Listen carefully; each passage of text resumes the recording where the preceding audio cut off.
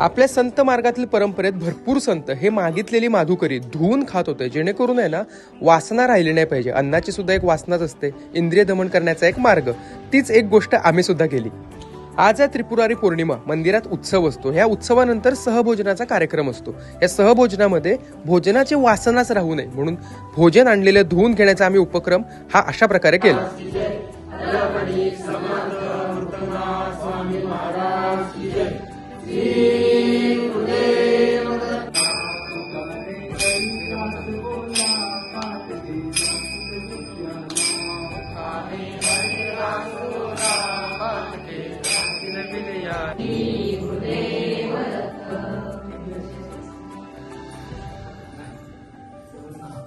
दर पौर्णिमेला आपल्यामध्ये पूर्णत्व यावं म्हणून आमच्या दत्त मंदिर बामणी पद्मनाभ संप्रदायाच्या दत्त मंदिर जे की बामणीमध्ये आहे, इथे दर पौर्णिमेला उत्सव असतो. या उत्सवात आम्ही अभंग फेरी घेतो.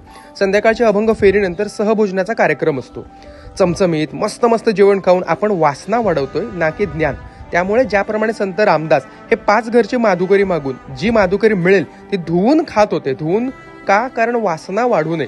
फक्त क्षुधा म्हणजे पोटाची क्षुधा शांत होण्यासाठी फक्त अन्न पोटात जावं. ह्याच गोष्टीसाठी आम्ही हाच उपक्रम चालू केलाय.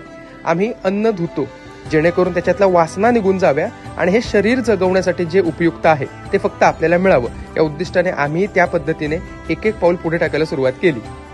जोडून हस्ता विनवा मुकुंदा श्री सत्यनारायण पाय